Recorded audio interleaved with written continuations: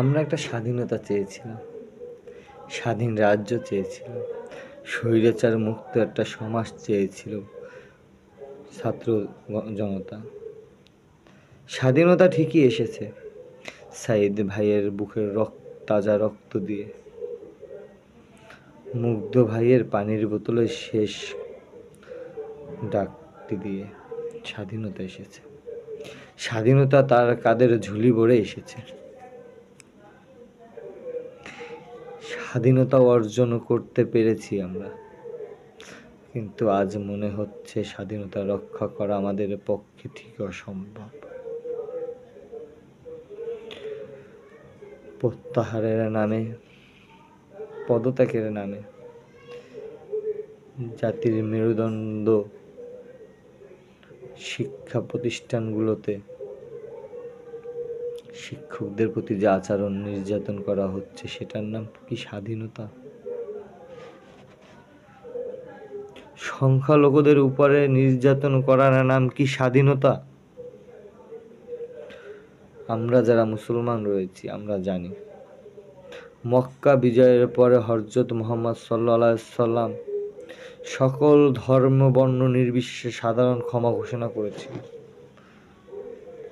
যাকে এত পরিমাণ নির্যাতন করা হয়েছে, যার জীবিত অবস্থায় তার দাঁত ফেলে দেওয়া হয়েছে, তাকে বিভিন্ন অকথ্য ভাষায় তখনকার ক্ষমতাশালীরা গালাগালি করেছে, মারধর করেছে, সেই মহান ব্যক্তি যে চাইলে এক মিনিটে পৃথিবীকে ধ্বংস করে দিত, মহান আল্লাহ তাআলা, কিন্তু সে সকলকে যদি সাধারণ ক্ষমা করতে পারে, তাহলে আজকে আমাদের বৈষম্যবিরোধী ছাত্র আন্দোলনের পরে, দেশটা স্বাধীনের পরে এ কেমন নির্যাতন!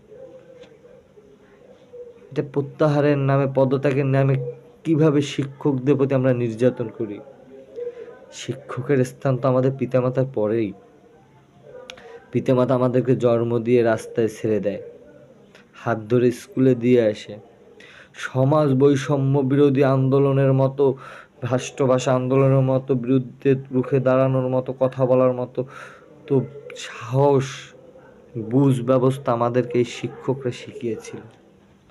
তারা আমাদেরকে বুঝিয়েছিল, তারা আমাদেরকে শুনিয়েছিল 52 ভাষা আন্দোলনের কথা, তারা আমাদেরকে শুনিয়েছিল 71-এর সেই নির্মমতার কথা।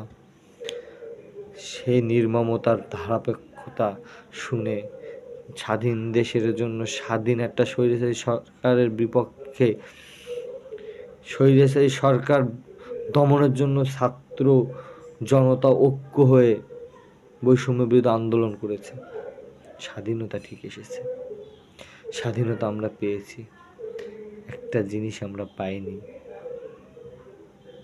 সেটা হচ্ছে আমাদের মাঝে যে শিক্ষাটা তা মানুষ দিয়েছিল, শিক্ষক নামের প্রাণীরা যে শিক্ষাটা আমাদেরকে দিয়েছিল, সেই শিক্ষাটা বৈষম্যবিরোধী আন্দোলনে আমরা হারিয়ে ফেলেছি। যদি তাই না হয়, কিভাবে একজন শিক্ষককে ছাত্র গায়ে হাত তুলে? তার জন্য দেশে প্রশাসন আছে, সেনাবাহিনী মাঠে আছে, তাদের জন্য রয়েছে সেই আমাদের ডক্টর ইউনূস গঠিত তত্ত্বাবধায়ক সরকার, সেনা সরকার। কেন আমরা আমাদের আইন হাতে তুলে নিচ্ছি? আফটার অল সে তো আমার শিক্ষক, সে তো আমাদেরকে লেখাপড়া শিখিয়েছে। আজকে আমি যদি আমার শিক্ষকের গায়ে হাত তুলি, কালকে আমার সন্তান আমার গায়ে হাত তুলবে, এটাই স্বাভাবিক। দয়া করে বলবো, যে সকল দুষ্কৃত শিক্ষক রয়েছে তাদেরকে সেনাবাহিনীর হাতে পদার্পণ করেন প্লিজ। আর লাইভে এসে কোনো শিক্ষকের গায়ে হাত তুলবেন না। সে আপনার, আমার, আপনার বাবার। এমনও শিক্ষক আছে যার আপনার বাবাকে লেখাপড়া করাইছে, আপনার চাচাকে লেখাপড়া করাইছে, আজকে আপনাকে লেখাপড়া করাচ্ছে। তার গায়ে কি আমরা কি হাত তুলতে পারি ভাই?